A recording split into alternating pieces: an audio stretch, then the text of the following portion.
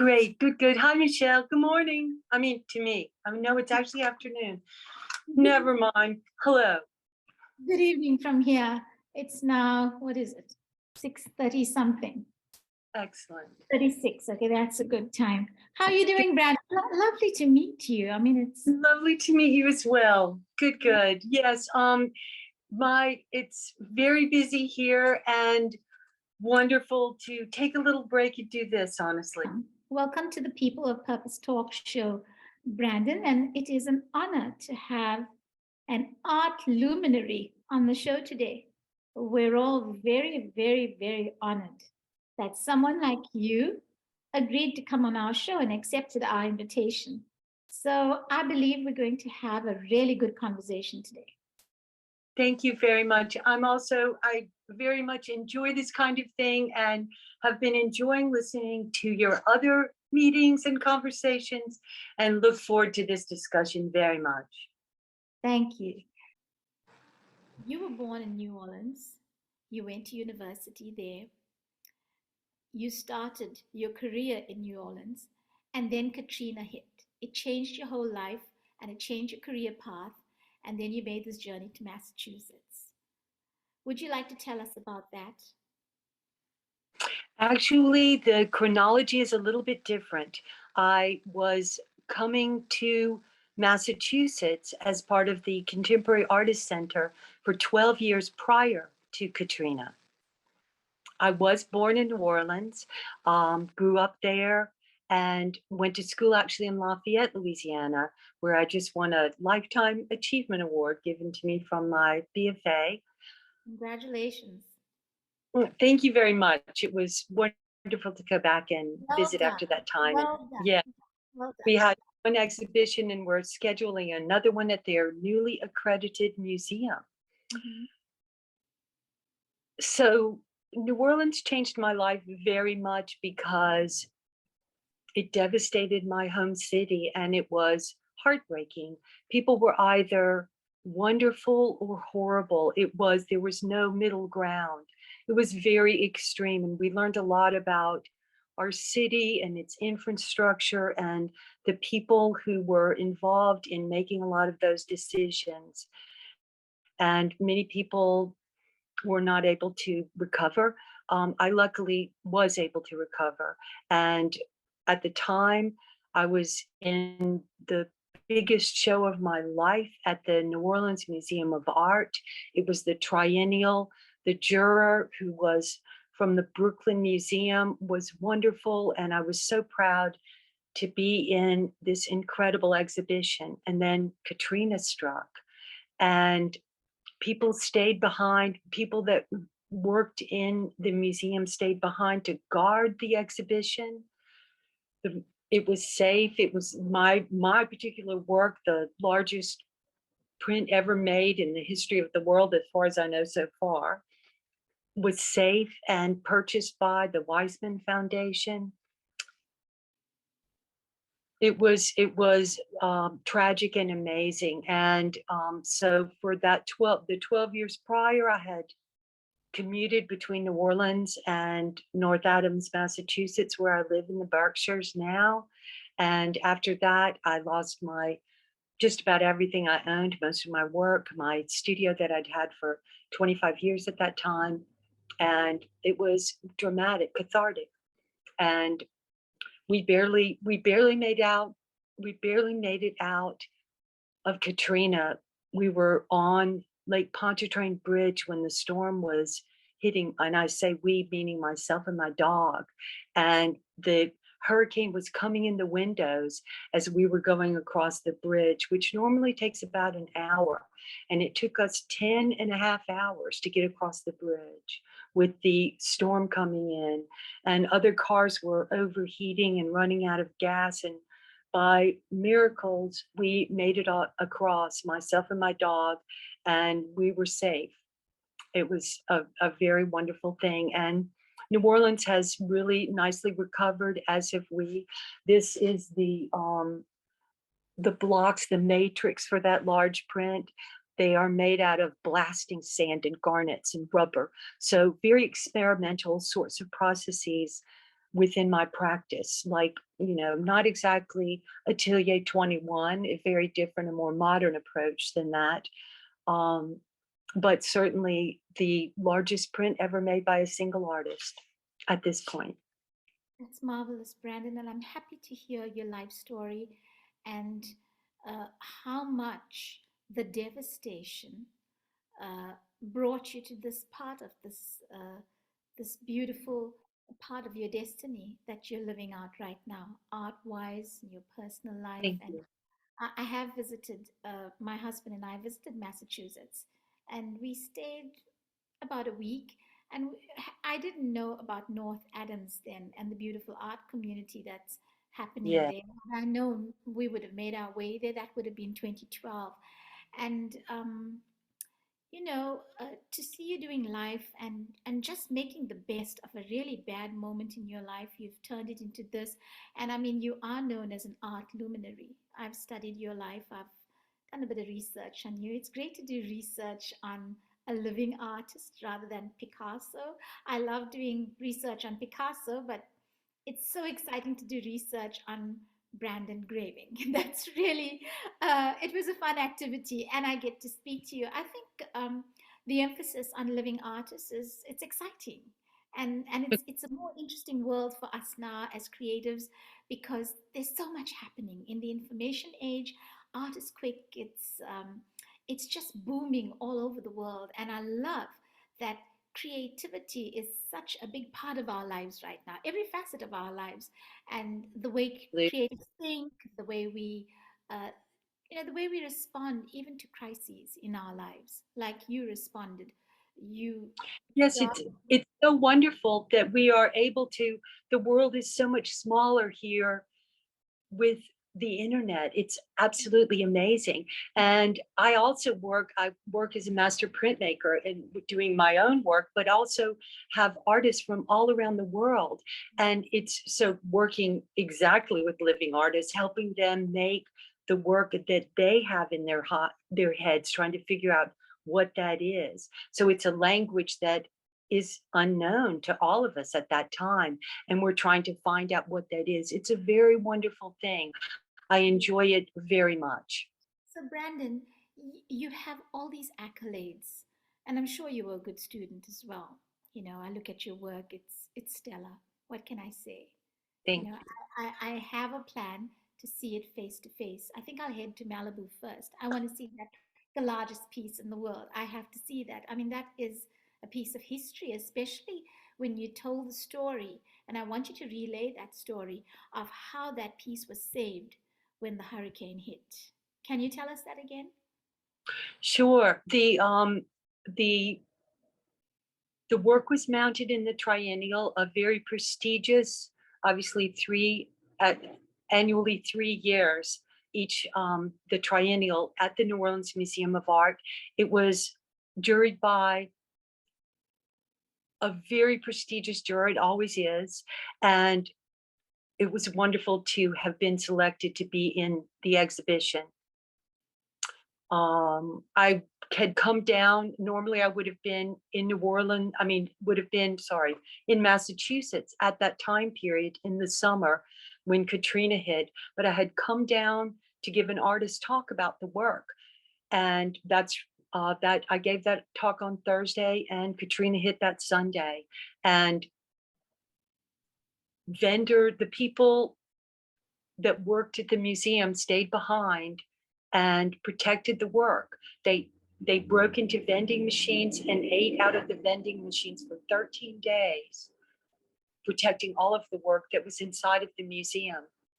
And there was very little actual damage. A little bit of the sculpture that was outside was destroyed, and a small amount of flooding in the basement that damaged some photographic works. But overall, it was nearly a miracle how little damage actually happened there.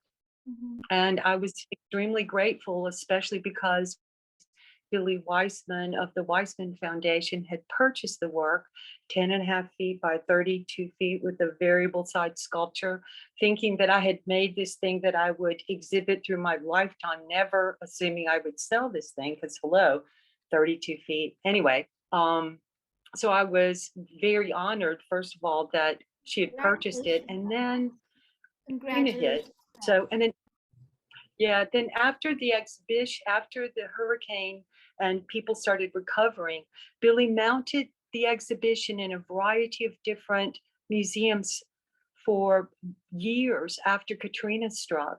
The driftwood portion of the piece that's in front, the sculptural portion, is made from river sticks collected from New Orleans, the Mississippi River, as well as the Hoosic River here.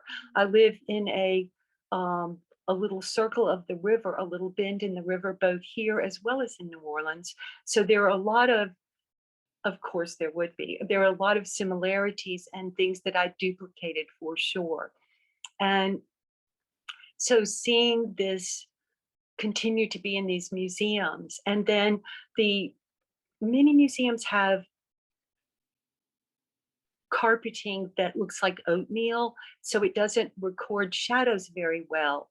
And so we put the sand on the floor to help block the sort of oatmeal color of the New Orleans Museum of Art. And so we continued with that in the other museums. But of course, they didn't always want to ship the sand.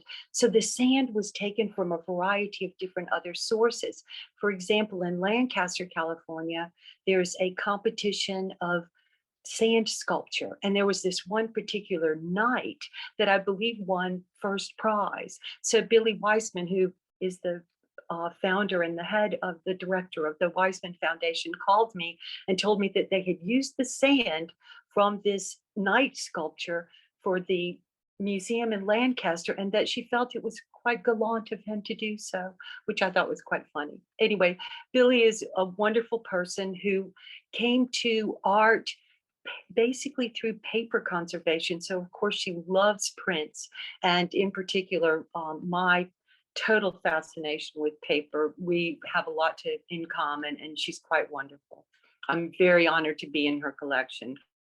As you know, as you mentioned, the Kandinskys and Picassos, and just she has such a gorgeous, and How does she that the feel? de Kooning. I have to ask, how does it feel to know you're surrounded by Kandinsky's, Picasso, Cézanne? How does that make you feel, Brandon?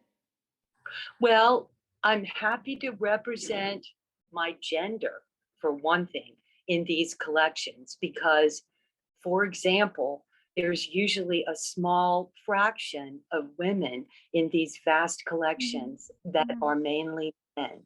So I'm equally happy to represent my gender. And as women are making more inroads into some of these permanent collections, I'm happy to be among the one of the women who's representing something that is very unique. My prints in practice are like nothing anyone has ever seen, and so I am particularly happy to be in That's a these. form of activism as well, to be there, to represent women, women artists. Exactly, exactly. That's marvelous. And well done, Brandon. It's such an honor. It really Thank is an honor. So let's talk about this amazing studio that you have. 5,500 square foot studio. How does one set up such a space and run it too? Well, I think that, like anything, you start in the spot that you need first and then expand. I will say that at an earlier juncture, it's a huge old mill space. So it's the first building that was built by Sprague Electric. And when they outgrew it, they built the other mill that has become Mass MoCA, which is 32 buildings. And Mass MoCA, I believe right now anyway, is the largest contemporary art museum in the world. So this old mill space is like that same structure. My studio is on 2 floors. The upper space is largely sculpture. So for example, just like the prints, I build things in components so that I can take them apart and store them in. I mean, one thing about making sculptures and kind of anything in an art practice, especially when you get something that's larger than you can just carry yourself, there's a lot of planning that one needs to do. So, for example, the sculptures are made in components. So even if they're gigantically large, I can take them apart and manage them a lot more easily. Um, the space on the first floor is the print studio. That's where my huge press is. I've got some other presses sprinkled around in other locations, but we built these presses, and so they're very different than most other presses. They're very particular. I also have one small press that used to be Helen Frankenthaler's, which is just a little bit charming. But anyway, and I do love that and her spirit there. So, but the other presses, particularly the really large one that we call Monster, is made out of railroad track. So that one's on the first floor. So for one thing, it's a lot easier for other artists to bring in their large woodcuts or whatever, and manage to be able to get in and out. And so that's on the first floor, and then which is about 2,500. So less than half of the space is on the first floor, and then upstairs is the larger space, and I love it. I've got 11 9 by 5 foot windows, and when I open them all up here, the birds and the bats can fly in and out, and it's quite wonderful. So it's inside outside. And one thing that's really great about the Berkshires is that while it's really cold and beautiful and snowy in the winter, the summers for the most part are pretty cool versus New Orleans, which is dramatically humid and hot in the summer. Even my dog thought so. So just saying. So what dog do you have? Um, I I I have Catahoula leopard dogs. They are actually the Louisiana state dog. They were developed by the Catahoula Indians to hunt wild boar. And so they are a mix of a Spanish Mastiff and a wolf and a variety of other different dogs. And they are a very specific old style breed. What's wonderful too is that they've not been overbred. So my current dog, whose name is Lita, has basically eyeliner around her eyes and blue eyes with a sort of crackle, one of them sort of a crackly brown. And they tend to have these sort of leopard spots that kind of go down their back, which makes a lot of people think they're such pretty dogs that they want them, except that Catahoulas are super smart and a big challenge. They're a lot of energy. They're wonderful, but they should not particularly be people's first dogs if they don't know how to be a pack leader and all that. You really need to have a lot of that stuff corralled. But Lita's quite wonderful, and she's my second Catahoula. And to me, Well, it's I'm like happy to they're hear and that then you all the are other a dogs. fur mom. I'm happy to hear that you are a fur mom. That's beautiful. That's beautiful. And I think it shows on the work. Somehow you can tell. She's an excellent studio mate. Oh, she is. And is she always sitting at your feet? She was not here as much during since COVID, but yes, and she sits down with her paws crossed. She's quite pretty, like really pretty. I was a Dachshund mom. They've both Yes. passed on now, but that was my life. So, Brandon, what has been the greatest moment of your life, art wise? Well, I think there are many. I will say that the 2 years it took me to make that larger piece that now is from a while back, but the when I completed that 10.5 foot by 32 foot piece, that was a pretty big deal. Um, I also reinvented another version of it that was shown in Brooklyn 2 years ago. And that was quite wonderful. After selling all of the wood component to the Weissman Foundation that went along with the first iteration of the piece, I then afterwards started casting the crepe myrtle trees that had been crepe myrtles are a type of tree in New Orleans that like a barkless tree. So it looks like the sinew of very kind of beautiful muscular arms and stuff. It's quite beautiful. And my neighbor's tree was felled during Katrina, and I took the branches and tied them to the top of my truck. I will say that at one point it looked like a strange antler type beast that I was transporting from Louisiana to Massachusetts. But despite all the jokes from the truck drivers, I made it up here. And since then, I've been casting them and use them again and again. And I'm using an Abaca paper that I started using through an invitation from Pyramid Atlantic in Washington, D.C., that I received during trying to get out of my ruined studio in New Orleans. And it was this beautiful, pristine piece of paper that I was supposed to make art on. And I kind of walked around it for a couple of days. And then one day I just wanted to see how tough it was. And I tore the corner just a little. Well, that was so much fun. Before I knew it, I had the whole thing torn into thumb-sized pieces. Well, since it was supposed to be part of an exhibition, I realized, well, I think I'll have to glue it all back together. So I did that, and I glued it back together kind of in this spinning fashion that looked like a hurricane. In the South, when we begin almost any dish, whether it's gumbo or crawfish etouffee, we get flour and butter or whatever in a pot and swirl it, and we call that a roux. So Yeah. the first of these pieces, I began making them and calling them roux.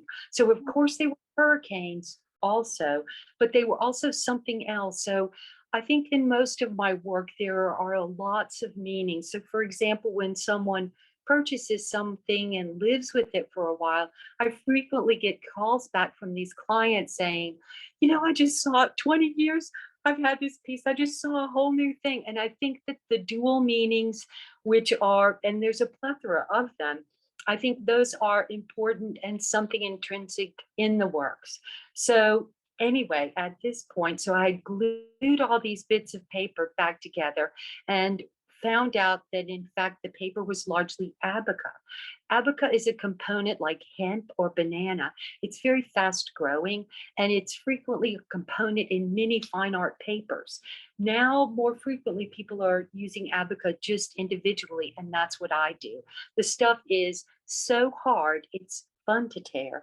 And so I've started now casting these trees, and I'm making these big giant wing shapes. I have a 6-foot one to my left that you have a picture of that was in an exhibition from a year and a half ago. And that particular one is about my mother. And And so it's like, sorry, Brandon, you have a metal structure inside, right? yes, Because yes, you there it's also got were, you stainless were steel iron as armature well. top. Yes. Iron as well, yes. I'm very much I'm very much interested in the archival quality, especially having repaired so many works of other people's after Katrina. I'm very much interested in creating work that's archival. And so all of the substances, be it paper or stainless steel or whatever, they are not fugitive to light, ideally. They are, as long as they are, somewhat carefully taken care of, they should last forever. Even though they're papers and different things like that, they are very flexible and not particularly fragile. Okay, and you have a bronze casting background, right? Yes, I worked in many foundries, and the large part of my practice at one point was bronze casting, which I have to tell you is one of the very most romantic, in my opinion, methodologies. It's done just like the Romans did it, and there is investment casting is just like the Romans did it, and it's quite wonderful. So, Brandon, you had one very interesting exhibition at the Met, Yes. and you worked with a very famous rock star. Interesting. So, you want to tell us about that? Sure. To be perfectly honest, I've worked with lots of different sort of famous people, and in this particular juncture, Sting was he's brilliant, charming, laughs a little bit easily.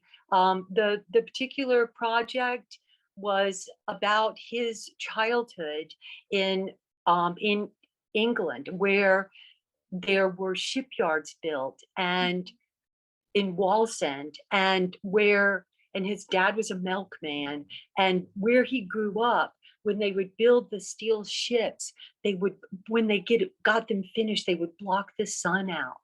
And then when the ship would sail off, they would suddenly have the sun again. So that's how huge all of this was in his childhood. And I think he wanted to revisit those areas of his life. So all of the images had to do with his childhood and the shipyards and a variety of those different things from his deep, deep past. And it was wonderful to have it collected by the Met and the Tate, a variety of different museums throughout the world, as well as other people. It was a great big project, and quite fun. It was, the work was very gorgeous. It was made on this beautiful handmade paper that my friend David Carruthers at Saint Armand Paper in Montreal made me all the paper for it. And I've since become entirely addicted to working on this paper. Some of the 4 foot by 6 foot rue pieces are printed on these wafers of cotton that David Carruthers makes and calls paper. They're just magical. And paper's so good. It records everything like our skin does, just every single thing that happens to it. Very wonderful. Lovely to hear that, Brandon. And what was it like to exhibit at the Met? How did that feel? It was very fun. It's like anything. The politics of it all are deep, and you can, the hierarchy of everybody, the curators, like who everybody is. It was fascinating. We had a nighttime party in the room where the pyramid is, and that was incredibly magical. And then a few months after that, I was invited to a smaller acoustic show where Sting sat on stage with a guitar, and we were very close to the front of the stage, and our images were on a slideshow behind him.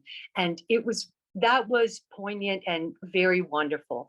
My partner makes drumsticks, dem sticks, and David Deming, and so he knows a lot of musicians and honestly some of the folks that Sting plays with. And Do so the it famous was musicians buy from wonderful. him? Do they support It's his what? business? Do the famous musicians support his business? It absolutely, absolutely. Actually My through late father agencies, was because of course, my late father was a drummer. oh, well then we'll have to those dim sticks are in the best drummers' hands throughout the world, in just about every country, I believe. It's Oh, that's amazing. And what are your challenges? I mean, we're talking about all your accolades. I know you've experienced one major challenge in your life, but life is full of challenges, and we've all gone through COVID not very long ago. But what are the sure. challenges you face as an artist? You know, agreed. I don't even know that I would say that surviving Katrina has been my greatest challenge, truthfully. It was just one of them. I think that life is big and extreme, and there are lots and lots of challenges. I have to say I've got really great health, so that's, that's really good.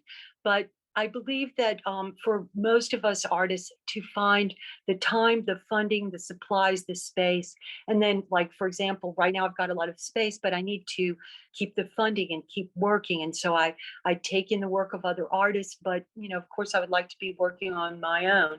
So that juggling is is the biggest challenge. All of the stuff of planning and figuring out how to make something, all of that stuff is very challenging, but eternally fun and satisfying. And that's the kind of thing that really gives a lot of energy back. Yeah. And Brandon, do you have a large team around you, or are you doing all this yourself? Well, Lita's not here today, so not today. I used to have a large roster of international interns before Katrina, and we would trade day for day. So, for example, they could come in and help me with a project, whether it was that Sting project or other things. And like I had this wonderful woman from Leeds, England, another one from Kerry, Ireland, and a variety of other just incredible different people. And definitely, a lot of people from around here. Currently, with the COVID and being quite careful, we also have a granddaughter who's 17 months old, so we're being very careful to stay healthy and not get. I'm still a COVID virgin, and we've been very, very careful about all of that. And so currently, I am. I like Yeah, that. I never I'm heard that. on the whole thing. A COVID virgin. I'm a COVID virgin too. I love that. Exactly. I love that. And I'm real proud. I know I'm real proud of it. And I'm also really careful. And you can't always, when I'm teaching, for example, I can't always wear a mask. And of course, there are people from all over the place. They've flown Mhm. from other countries, other regions, all kinds of stuff. And so part of it is just a gamble, but that's what it all is. Mhm. When you drive down the two-lane highway, it's a gamble. So we have to trust each other, and we have to trust each other to take good care of not only ourselves but those around us. So Yes. I think that's a lot of it. If COVID taught us anything, it was to be kind, more compassionate, and also more responsible with our health and other people's health. Not just ourselves, but everybody else as well. Well, and how much we share. I mean, we can be in denial about that we are sharing air and water and everything, but things like COVID really brought it into the forefront. We are sharing everything. We Oh are yeah, one blood and are sharing everything. that's true. That's true. So let's talk about the monster. How Hmm. did how did you get this super huge machine into your life? How did that It, happen? it was built on site.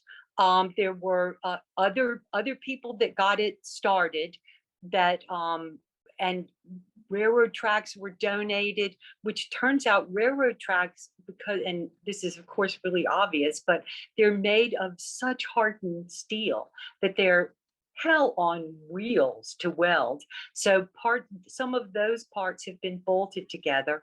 It's a wonderful thing. I'm sure you've got pictures of it.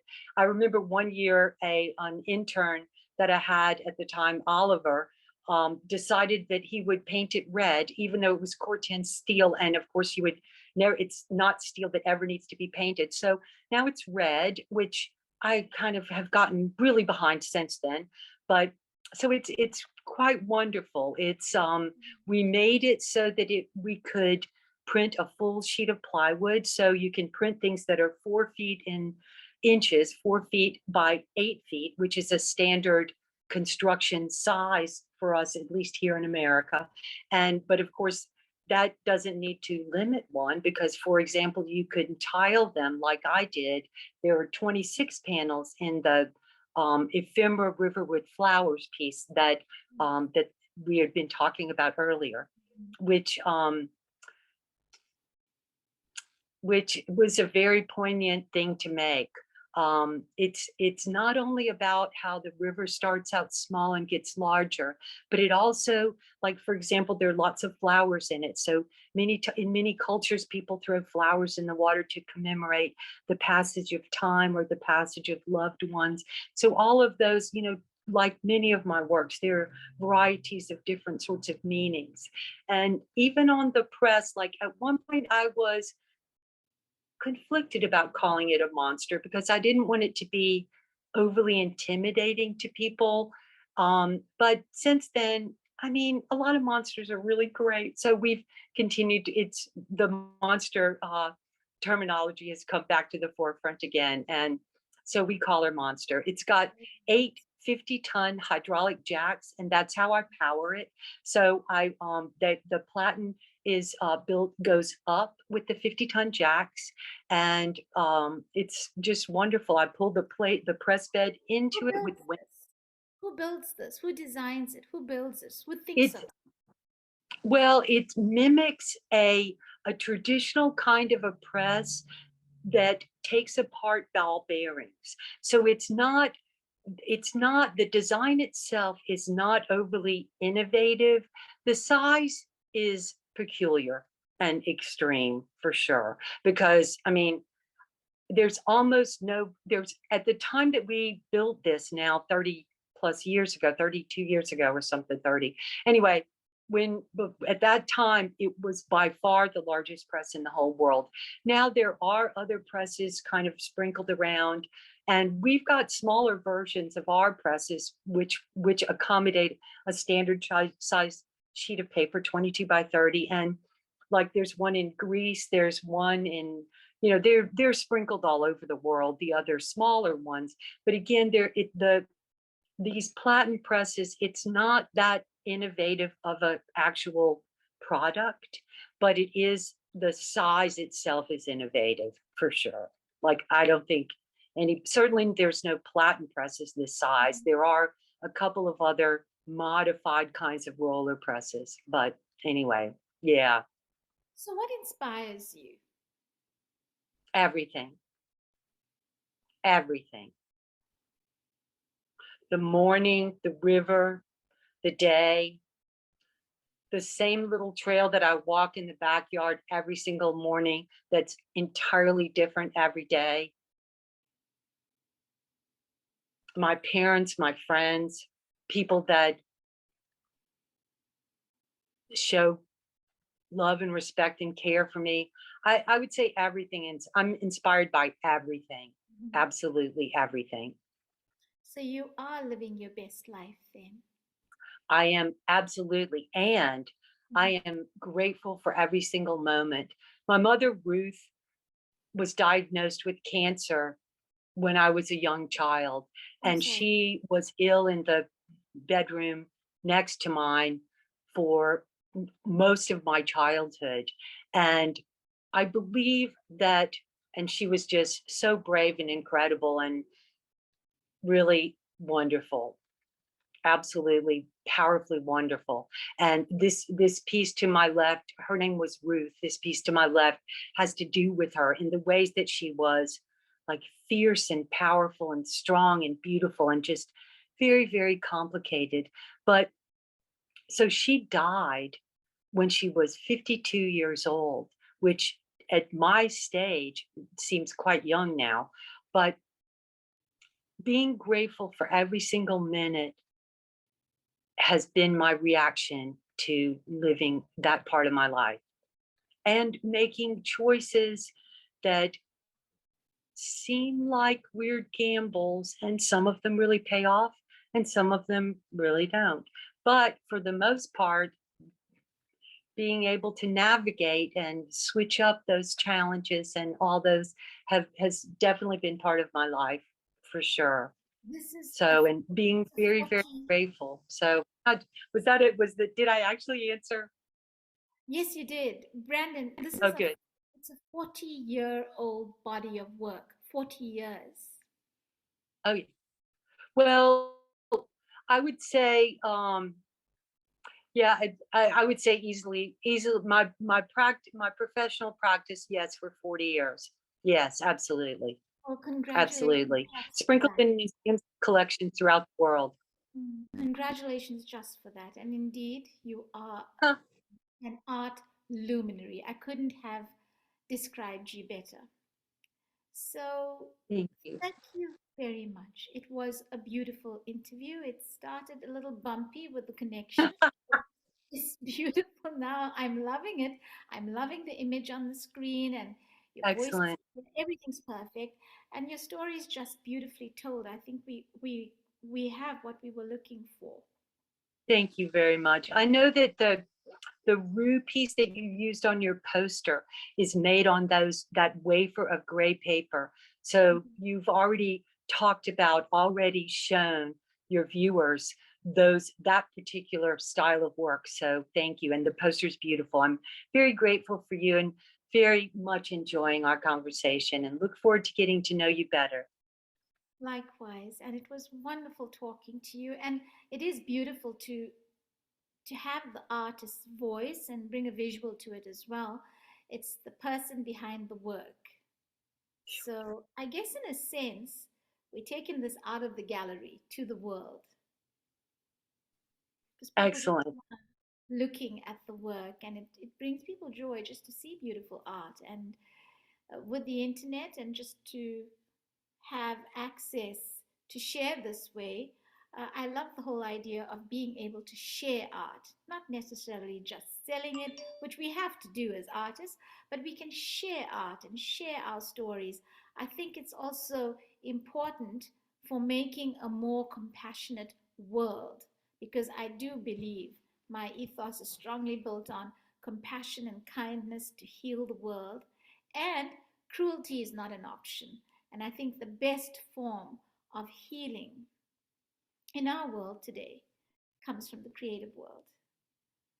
I think there's a lot of Agreed. hope. And I think that's what's so wonderful about museums, because they will mount pieces and allow people to come in and view them and spend time with them. So they don't have to purchase them. It's akin to a library, that you can have access to all this incredibleness without having to be an affluent person who, young people may become much more affluent later, but when they're young, maybe they don't have a lot of, so it's very, very, very, very helpful. And those museums have a variety of different free days at least.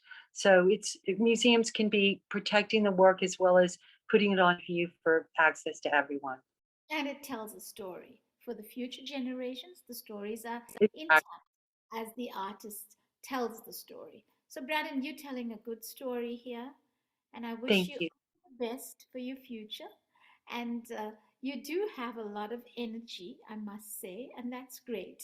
So, I think those long walks along the river, you said, that would be your working out time. So, keep at it, keep well, and God bless. Thank you for coming on our show, and I'm very honored to have had this conversation with you. Thank you. Thank you very much. Thank you.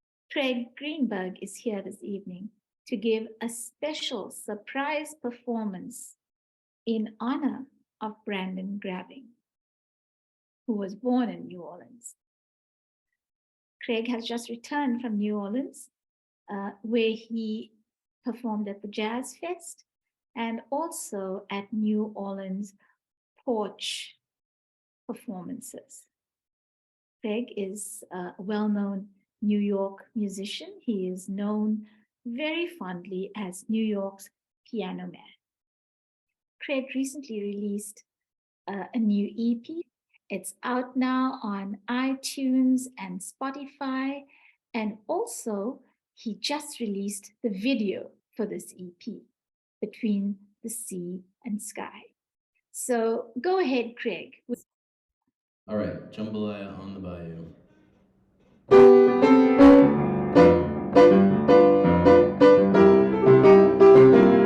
Goodbye, Joe. You gotta go. Me oh my oh. Me gotta go. Pour the pirogue down the bayou. My Yvonne, sweetest one. Me oh my oh.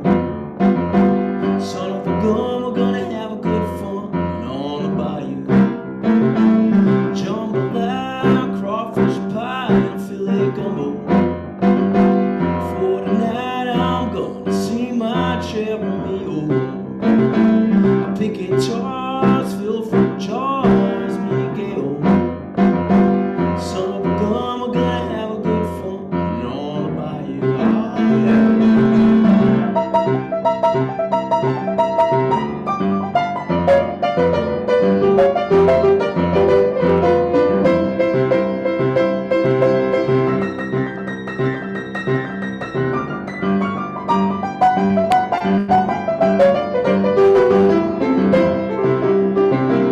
Thibodeau, found a blue, the place is buzzing.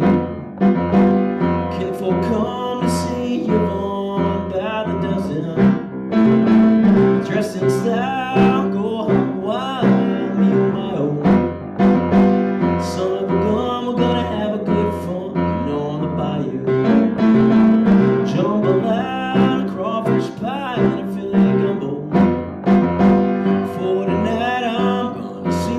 my Jeremy. Oh, I pick guitars, fill for jars, make it old. Son of a gun, gonna have a good fun on the bayou.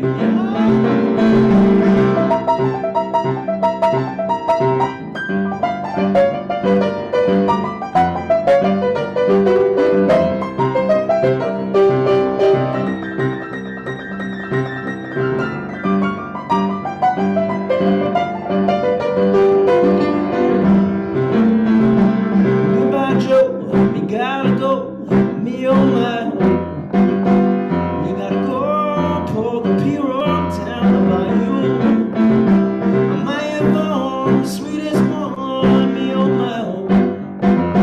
Son of a gun, we're gonna have a good fun on the bayou. A crawfish pie and a filet gumbo. For tonight I'm gonna see my Jeremy. Oh, I pick guitar to fill fruit jars, be a ghetto. Son of a gun, we're gonna have a good fun on the bayou. Son of a gun, we're gonna have a good fun on the bayou. Son of a gun, we're gonna have a good fun on the bayou.